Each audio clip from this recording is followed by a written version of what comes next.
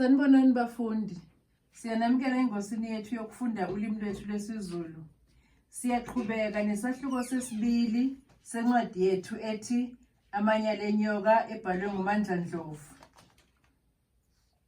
uSindi wayesezame wahluleka ukumthola kwiselula yakhe uPet. Wayehambe eya edolobheni eyoxosha izinto ezincane. Kwathi uma kudlula isikhathi ayethe uzobuya ngaso, wamfonela. Yayingakhali nokukhala kodwa ivele imfake kwi-voicemail. Wagcina ngokuyeka wangena ezingubeni kodwa ethanda ukuba netwetwana ezitshena ukuthi cishe kukhona okubi okuvelele uPet. Wazigcina ecabanga waze wazunywa iqhawe elingubuthongo zaya kakhulu.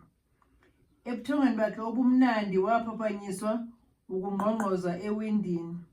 Wathuka wagelekeqeka walelelisisa kahle ukuthi konje ngabe ngubani loyo. Iwashi leselula lamtshela ukuthi ligamenxa ihora lokuqala entathakusa. Lwamuthi heqe uvalo uma ezwa iphimbo longqongqozayo lithi, "Usho uma ungafuni ukuvula ngezingenele ngendlela yami." Lamdida lelo phimbo elalizwakala lifana nelikaPet kodwa lona linokunamuza. Uma kunguPet pho ukhuluma kanjani uma ekhuluma kanjena? Uma kunguyena akavuli ngani azingenele ngoba unawo ukhiye wakhe.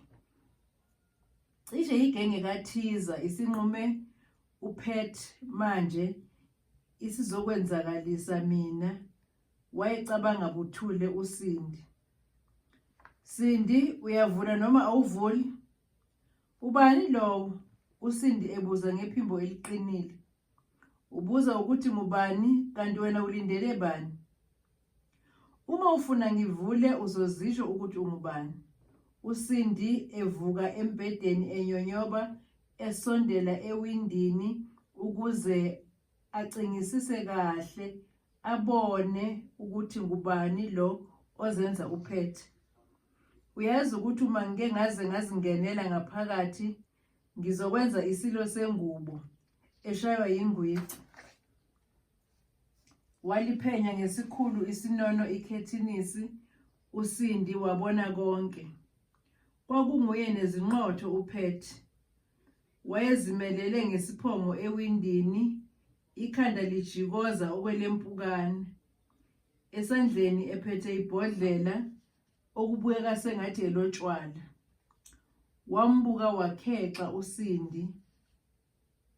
Ekweshwama ayekubona ngamehlo akhe. Waliphenya kakhulu ikhethenisi, wathatha wathi, "Pet!" wanikina ikhanda. Walinikina kakhulu ikhanda uSindi engawakholwa amehlo akhe. Wajikela ekhishini wavula isicabha wabuyela embedeni esefile ukucasuka. Wangena nezicabha uPet wansonto eqhuba imbuzi. Kwahlaluka ukuthi leli bhodlela aliphethe ngelesavana. Wathi engena nje egunjini lokulala walixhuma emlonyeni qede wathela umuthi enkomeni. Laba ngokuphela walijikijela ngemuva kwesicabha ngokukhulu ukunganaki lokhu. Ibhodlela kwaba ngokuhlangana kwalo nokhonkolo laphihlika. "Pet, ulibulalelani ibhodlela endlini? Udakwe ngempela kanti? Yeyi wena, wenzani umthetho wakho? Isiqatha sakho sikudakwa kabi uyazi." Evuka ehlala ngezinqa emkhomba ngomunwe. "Uyabheda. Ubani ophuza isiqatha?" Esondela eduze kukankosikazi wakhe. "Wena," esho ngelichichima inkani yodwa uSindi. "Yeyi wena mfazi ndini, uluhlaza umthetho wakho, usukhohliwe ukuthi uyini kulomuzi?" Edidizela okomuntu opheshulwa ngumoya. "Mina uma ngingumfazi wena bese uba yini? embuka phezulu emi eduze kombhede. Awazi manje ukuthi ngiyindoda yakho, Mina anginayo indoda enamabele njengami, engenantshebe. Uthini Sindi? Usho kimina kanjalo Mfazindini?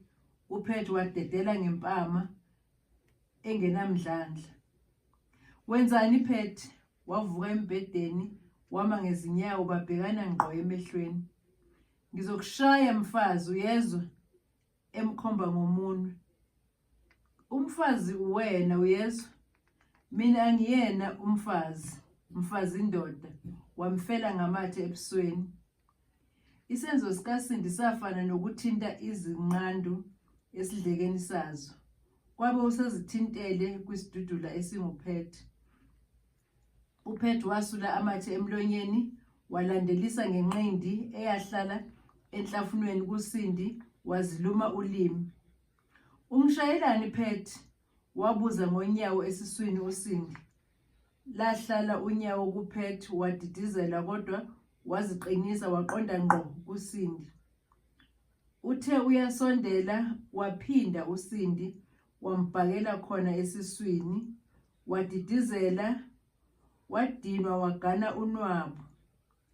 Wabuya okwenqama ihlehla ngoba ithatha amandla, ingaqonde khona ukubaleka. Uzoyimela lento oyenzayo? Esondela kancane uPhethwe, izingalo esezimise okomuntu oshaya umkhalambazo.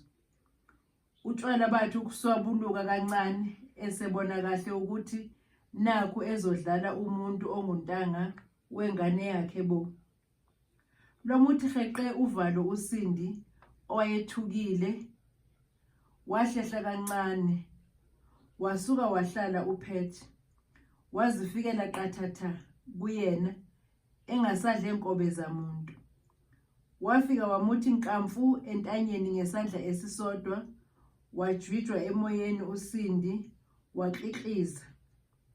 Wambingelela ngezibhakela ezimbalwa ebusweni, wamyeka wathi fuhlahla phansi. Ngizokunqobuza Mfazindini, uyezwa? uPhethwe esebeke uSindi unyawo esiswini, embuka igazi limfimfa emlonyeni nasezinsinini. Uqinela mina ngoba ngiyingane, abangangawe uyabesaba. Qede waqoqongana uSindi, ezifihla ikhanda, eselindele noma yini. Wamndondonya ngonyawo emhlane uPhethwe, wamshaya waze wamginqa ngalo. Ebona uSindi ukuthi uyoze aphunyelwe ngumoya, wakhetha ukuzifisa. Waba sathe uyashaya uPhethwe, wazithulela uSindi, esephefumula ngokunyenyisa umoya. Angifuni ngiyalibeka nomfazi uyalibeka. Ngizokubulala nya ngenduku mina. Ebefuzela, ephefumulela phezulu. Wahlehla uPhethwe waya embhedeni, wafike wazidekliza kuwona. Wabuka owakwakhe elele okomuntu ongasaphefumuli, wacabanga isu azomvusa ngalo. Wathula, waphetha ngokuthi athi, awuvukeke lapho, uyongilungisela ukudla, ngingaze ngikuphinde. Nya impendulo. Lutho ukunyakaza uSindi. Lo mdlalo wakho owudlalayo ngizowuqeda ngemvubu. Ngilambile, ngiyindoda, sukuma uyolungisa ukudla manje, hayi kusasa. Kwazifanela nje nasekuqaleni. Okay. Othi ke ngihoshe imvubu yami. Wasukuma embhedeni, washona ngemva kwewadilophu. Ngifuna ukuxebula ngayo, uvuke ungqasha lapho. Egwaqazisa ubala ngemva kwewadilophu. Ebona uSindi ukuthi uzoficwa ngamathonsi abanzi, wanyakaza kancane, wahlala ngezinqa. Wayeyazi kahle imvubu ukuthi ayimngani wamuntu. Abangani bakhe eSoweto wayeke ebabone bemidwayidwa yimivimbo yayo imvubu. Awufuni ukusukuma manje, useyifune waze wayithola imvubu. Sengisukumile nje Phethi, embuka ngamehlo acela uxolo. Ngilambile phela mina, ngeke ngilindane nawe ulokhu unwabuluka, etebezelisa imvubu phambi kobuso bukaSindi. Wasukuma okungathi uyasha uSindi, wama qinqo ngezinyawo. Waphuma eshesha egumbini lokulala eseyofudumeza ekhishini. Wasala waqethuka phezu kombhede uPhethi, wamisa amadolo okomnumzane. Akuphelanga ngisho imizuzu 10 ecambalele uPhethi, bamthatha ubuthongo, wazumeka zwi. Wahudula izikhumba okomuntu osenamahora elele. Wakhafula utshwala obunuka ikamelo lonke. Wafika uSindi nokudla ethileyini ekumboze nangenethi.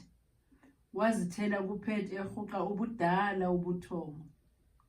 Ngenxa yokwesaba imvubu, wakhetha ukumvusa ngoba esola ukuthi uzilalisile ngoba efuna ukubona ukuthi uzomvusa yini. Phethi emnyakazisa, Phethi vuka sekulungile ukudla. Wahona kakhulu uPhethi aze anambithe amathe anuka utshwala phu. Waphinda wazama uSindi kodwa lutho ukuvuka. Wathula uSindi embuka, nokuyilapho inhliziyo yakhe eyagaya khona izibozi. Wafikelwa ngumcabango wokuyobilisa amanzi abuye abhunyele uPhethi owayesanda kumtitinya. Wazikhuza kodwa kunalokho wawuphebeza lowo mcabango ewubona umsondeza eduze nejele. Yilapho uSindi wazizwa enesizungu, wakhumbula uTebza. Wahosha iselula yakhe, wayicofoza, wayithumela kuTebza. Yes, hello, ezwakala ukuthi usebuthongweni. Hello honey, unjani? Ngelimtoti iphimbo leli. Hawu, baby wami, nguwena? Yini, zikhiphani? Wangifonela ebusuku kanjena, kwenze njani? Akekho yini ongakuwena? Ngezwe esilichichima intokozo. Awungiyeke ngaleso sidina, sisicishe sangikhipha umphefumulo singishaya. Kwaphela umusa uma ekhuluma ngoPhethi. Ekushaya Sindi, ungathi nami ngingakaze ngikubeke isandla bese yena ekushaya. Ukunikwa ngubani nje kodwa lo anti? Uyazi uyadelela lo muntu wakho, efudumala ngomzuzwana uTebza. Angifuni ngisho nokukhuluma ngaye ngendlela nje angibhonye ngayo. Awulimalanga kodwa sithandwa sami, ngephimbo eligcwele uthando. Ngivikile Tebza, ngale kwalokho ngabe ngimabokoboko. Wathi jeqe uSindi ngakuPhethi, emhlola ukuthi akakaphaphami yini. Shiya phansi isidina Sindi, ngikhona mina futhi uyazi ukuthi ngiyakuthanda. Ehlola amanzi ngobhoko uTebza. Akulula njengoba ucabanga Tebza. Khona angifuni ukuqamba amanga, iyacika nje indaba yokuthi ubhonywe intombazane enjengawe, iyacika nje ngempela. Manje uyohlala kulowo mendo mbumbulu wakho kuze kube yinini? Ebuza ngesineke uTebza. Awusho ukuphi? Ngisendlini la eEastwood. Unobani lapho? Emshusha ngemibuzo uSindi. Uyazi nawe Lavi ngingedwa, ngizigoqa njenge-okapi. Yini, ubuzelani? Ngikukhumbule, ngifuna ungivakashele. Ekhulumela phansi.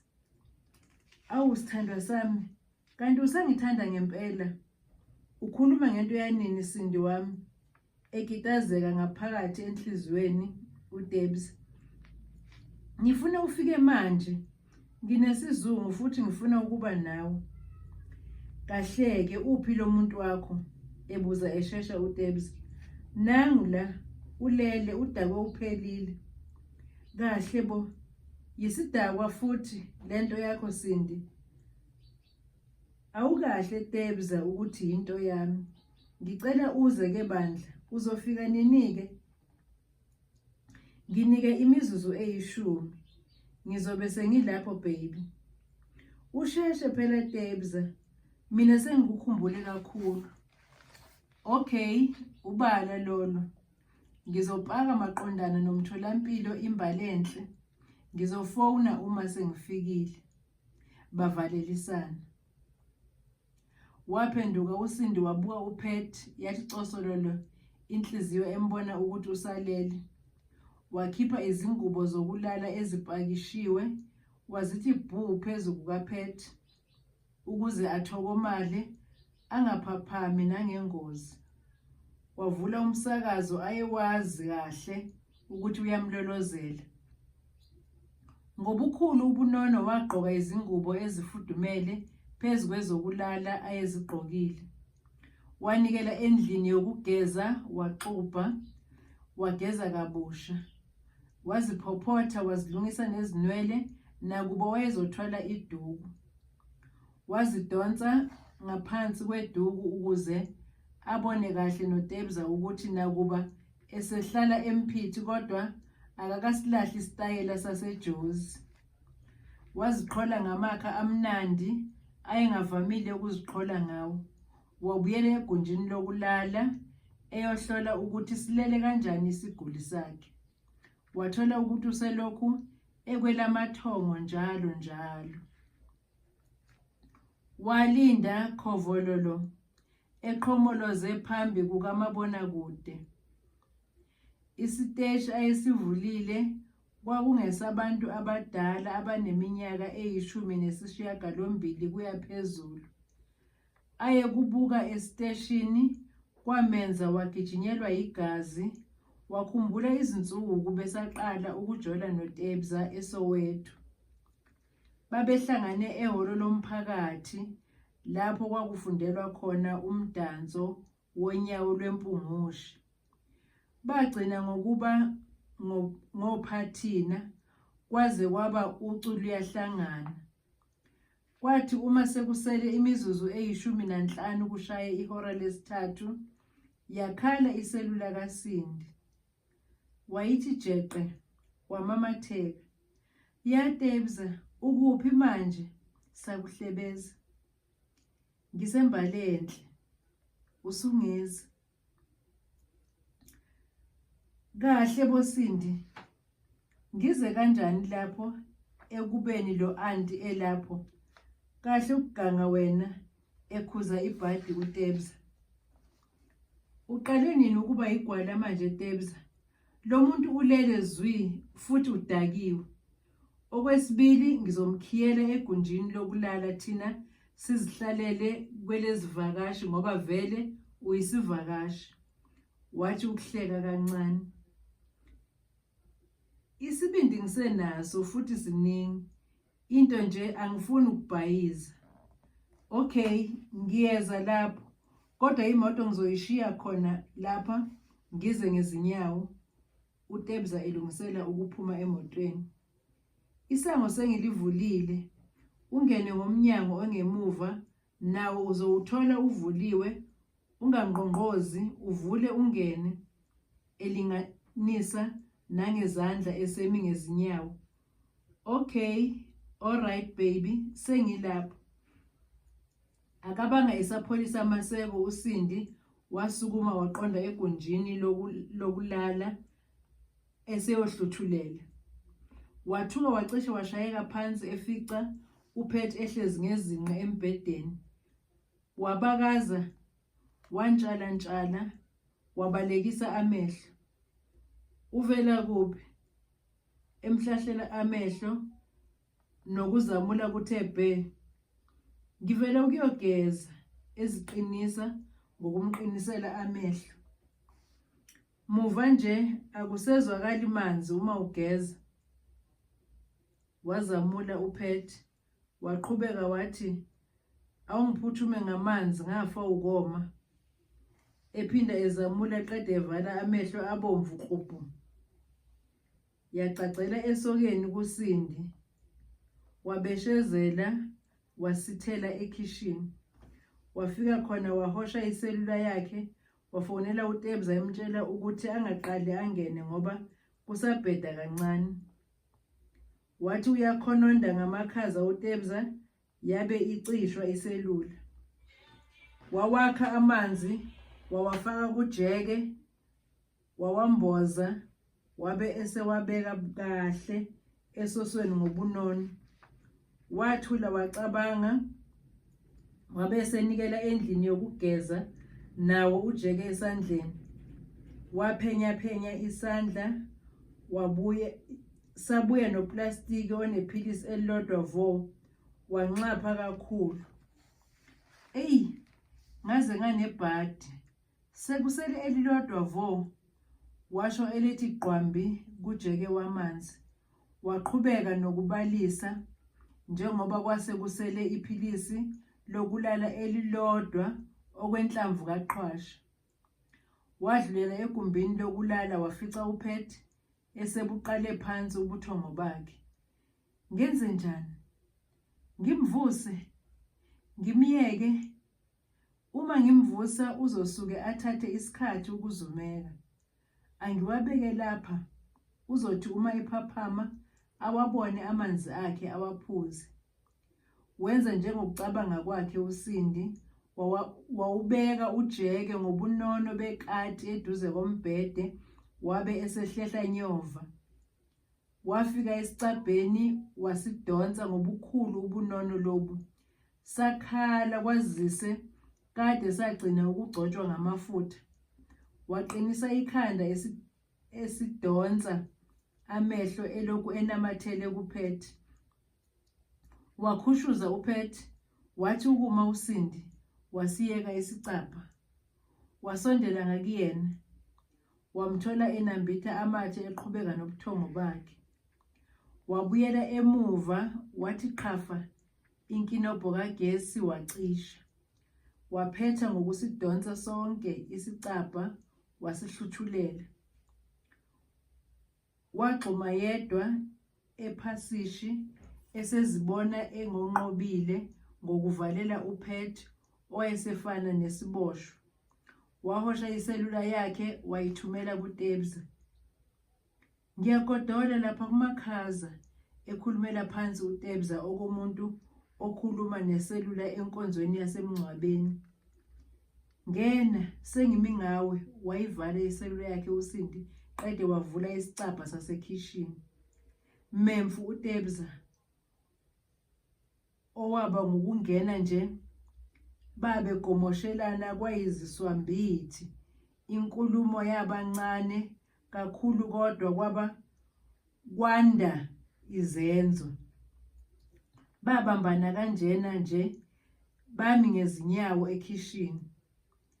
Kwahlaluka kubo bobabili ukuthi indawo abami kuyona ayibafanele.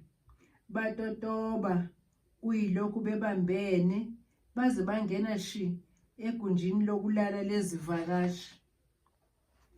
Yekanini iqhawe lamaqhawe elabazuma balala ja okwezingane ezincane zincele ibele likanini.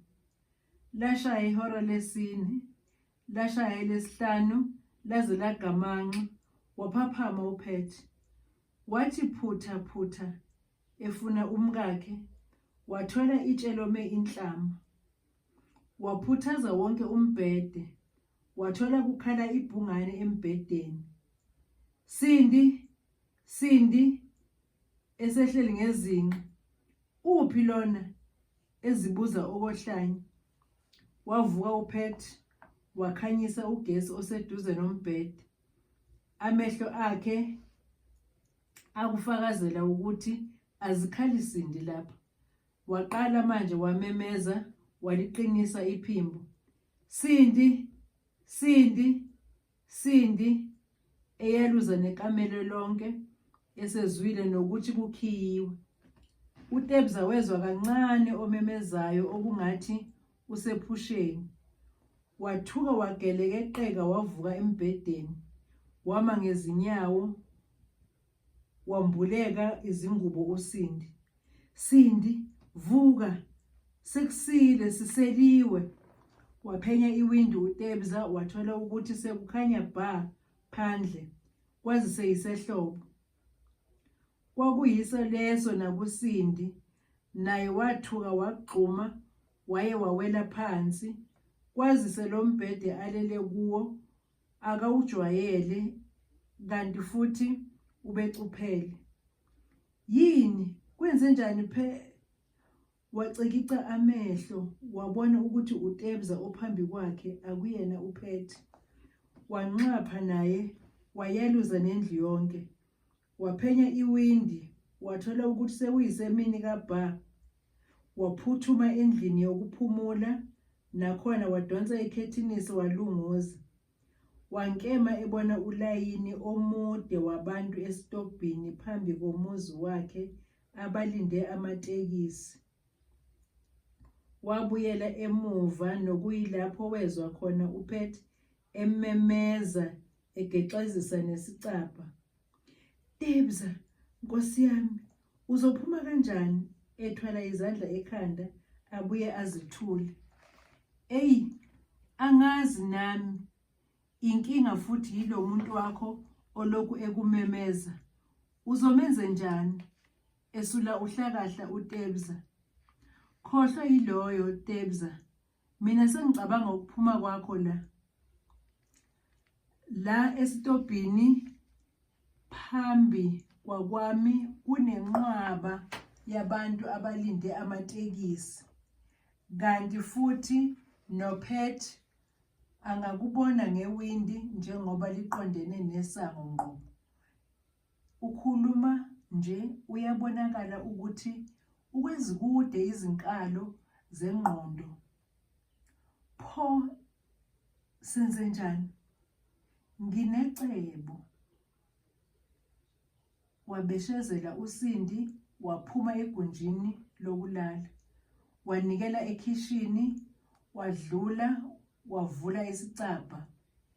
Eduze kwaso kwakukhona umgqomo omkhulu omnyama kaDoti, inkunzimalanga enamasondo. Wathulula okuphakathi. Wawudumela wangena nawo ekhishini esehlehla nyova. Wandiza eseyobiza uTebza egunjini lokulala. Wabuya naye esemdonsa ngengalo, wamyeka phambi komgqomo. Wabhekisa kuye wathi, ayikho enye indlela Tebza, ngena phakathi ngikugqube. Vele namhlanje uyalandwa uDoti. uSindi eselindele uTebza ukuthi asho phakathi. Kahle boSindi, ngingene kanjani entweni enuka kanjena ebalisa? Wamncengisisa uSindi, lagoba uphondo kuTebza, washo phakathi emgqonyeni wezibi. Wamdudula waye wambeka phambi kwesango esefile ukusindwa. Wabulisa abakulayini, wabuyela endlini eseyobheka uPet. Wawushiya kanjalo umgqomo kaDoti noTebza phakathi okwakumele azibonele okwechwane lenyoka. Siphela lapho-ke isahluko sesibili bafundi. Lindelani isahluko sesithathu esifundweni sethu esilandelayo. Nisale kahle bafundi.